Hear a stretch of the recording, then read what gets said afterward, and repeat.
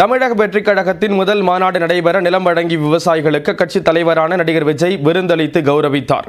கடந்த அக்டோபர் 27ஆம் தேதி விழுப்புரம் மாவட்டம் விக்கிரவாண்டியில் உள்ள வி சாலையில் தமிழக வெற்றிக் கழகத்தின் முதல் மாநில மாநாடு பிரம்மாண்டமாக நடைபெற்றது. மாநாட்டுக்காக வி சாலையில் மொத்தம் 207 ஏக்கர் நிலம் வாடகைக்கு எடுக்கப்பட்டது. அதில் 90 ஏக்கர் நிலம் மாநாடு பகுதிக்கும் மீதமுள்ள இடங்கள் பார்க்கிங் பகுதிகளாகவும் பயன்படுத்தப்பட்டன. இந்நிலையில் தவேக மாநாடுக்கு நிலம் கொடுத்து உதவிய நில உரிமையாளர்களான விவசாயிகளை கௌரவப்படுத்தும் விதமாக அக்கட்சி தலைவர் விஜய் விருந்தளிக்க முடிவு செய்தார். அதன்படி நிலம் வழங்கிய 46 நில உரிமையாளர்கள், அவர்களது குடும்பத்தினர் என சுமார் 200 பேர் பனையூரில் உள்ள தவேக அலுவலகத்திற்கு அழைத்து வரப்பட்டனர். அங்கு அவர்களுக்கு மதிய உணவாக வடை பாயசத்தோடு சைவ உணவு பரிமாறப்பட்டது. பின்னர் கட்சி அலுவலகத்துக்கு வருகை தந்த விஜய் விவசாயிகள் மற்றும் அவர்களது குடும்பத்தினரை சந்தித்து நன்றி தெரிவித்தார். பின்னர் நிலம் வழங்கி விவசாயிகளுக்கு சால்வை அணிவித்து கௌரவித்தார். அவர்களோடு புகைப்படம் எடுத்துக்கொண்டு வழியனுப்பி வைத்தார். நிகழ்வில் தவேக மாநாடு சிறப்பாக நடைபெற்றதற்காக விழுப்புரம் மாவட்ட பொறுப்பாளர் பரணி வாலாஜி மற்றும் நிகழ்ச்சி ஒப்பந்ததாரர் விஸ்வநாதன் ஆகியோருக்கு தங்க மோதிரத்தை விஜய் பரிசளித்தார்.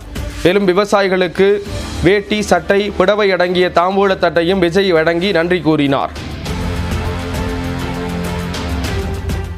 ரொம்ப சந்தோஷமா இருக்கு. நீ நான் எதிர்பார்க்கவே இல்லை. ரொம்ப சந்தோஷமா இருக்கு. விருந்தெல்லாம் வச்சாங்க. மற்றபடி சார் வந்தாங்க, பேசி போட்டோஸ்ல எடுத்தாங்க. எந்த ஒரு கஷ்டமும் இல்லை. சந்தோஷமா இருக்கு. இடம் நாங்கள் 2 ஏக்கர் கொடுத்தோம். கொடுக்கும்போது இருந்த மாதிரியே மறுபடியும் சரி பண்ணி கொடுத்துட்டாங்க.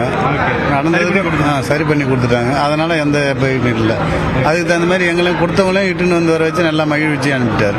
ரொம்ப சந்தோஷமா இருக்கு. பெருசா எதுவும் அரசியல் பத்தியோ இல்லை எதுவுமே பேசிக்கலன்னா நன்றி கொடுத்தாரு, அவ்வளவுதான். அங்க வந்து அந்த அரசியல் கூட்டத்தில் வந்து உங்களை கூப்பிட்டு வந்து நன்றி சொல்ல முடியல. அதனால தான் தனிப்பட்ட முறையா நான் வந்து இன்னைக்கு அழைச்சி நன்றி சொல்லியிருக்கேன் அப்படின்னு சொன்னாங்க. அவ்வளவுதான்.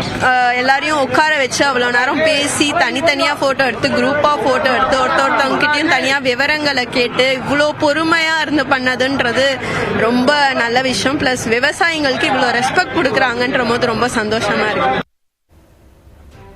விஜய் கட்சி மாநாடு என்றதும் இடம் வழங்கி விவசாயிகளை கௌரவிப்பதற்காகவே விஜய் இந்த சந்திப்பை ஏற்படுத்தியதாக தவேக பொதுச் செயலாளர் ஆனந்த் தெரிவித்தார்.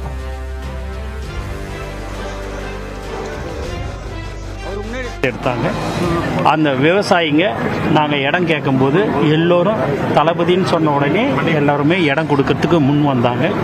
அவங்க கொடுத்த இடத்துல இன்று மிகப்பெரிய ஒரு வெற்றி மாநாடாக முதல் மாநாடு, தமிழக வெற்றி மாநாடு நடைபெற்றது. அது உங்களுக்கு எல்லோருக்கும் தெரியும்.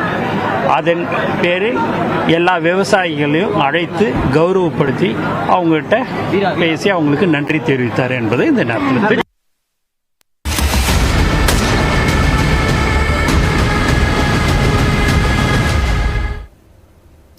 மகாராஷ்டிரா சட்டமன்ற தேர்தலில் பெரும்பான்மைக்கு அதிகமான இடங்களில் முன்னிலை வகிக்கக்கூடிய பாஜக கூட்டணி மீண்டும் ஆட்சி அமைக்கிறது. 288 சட்டப்பேரவை தொகுதிகளை கொண்ட மகாராஷ்டிராவில் கடந்த 20ஆம் தேதி ஒரே கட்டமாக வாக்குப்பதிவு நடைபெற்றது. இதில் பாஜக, சிவசேனா மற்றும் தேசியவாத காங்கிரஸ் கட்சி அங்கம் வகிக்கும் மகாயுதி கூட்டணி, காங்கிரஸ், உத்தவ் தாக்கரேவின் சிவசேனா மற்றும் சரத்பவாரின் தேசியவாத காங்கிரஸ் கட்சியின் மகா விகாஸ் அகாதி கூட்டணி நேரடியாக மோதின.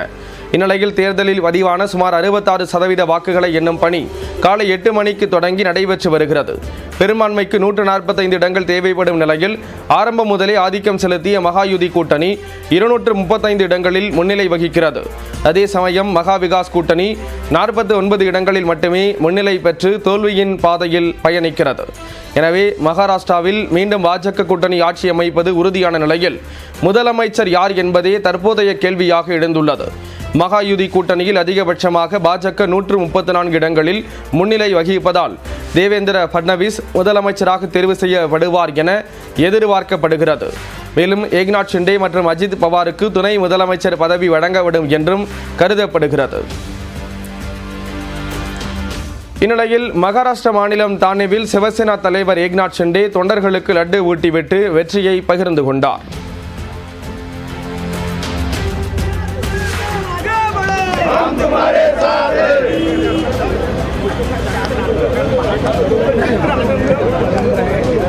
இதேபோன்று மும்பையில் உள்ள அம்மாநில துணை முதலமைச்சர் தேவேந்திர பட்னவிஸ் வீடு முன்பு கூடிய அவரது ஆதரவாளர்கள் மேளதாளம் முழங்க கொண்டாட்டத்தில் ஈடுபட்டனர்.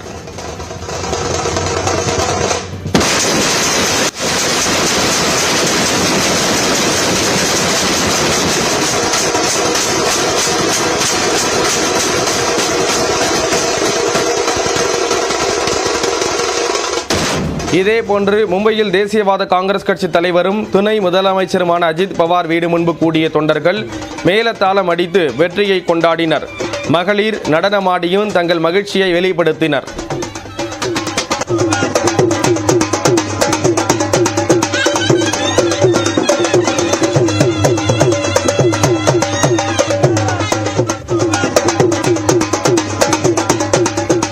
இதேபோன்று மும்பையில் ஏக்நாத் ஷிண்டே வீடு முன்பு கூடிய தொண்டர்கள் பட்டாசு வெடித்து தங்கள் மகிழ்ச்சியை வெளிப்படுத்தினர்.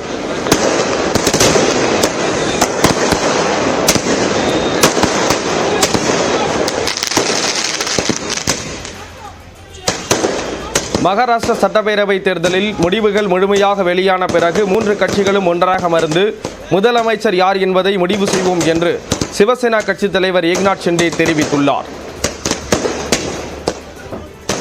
अभी पहले तो अंतिम आंकड़े आने दो, उसके बाद हम तीनों पार्टी बैठेंगे. हमारे वरिष्ठ जो है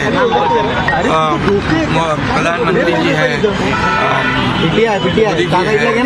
अमित भाई है, नड्डा जी और सब हमारे जो तीनों पार्टी के प्रमुख लोग हैं, हम बैठेंगे और उसके ऊपर जैसे हम चुनाव लड़े साथ में एकजुट होकर वैसे ही उसके ऊपर भी फैसला है.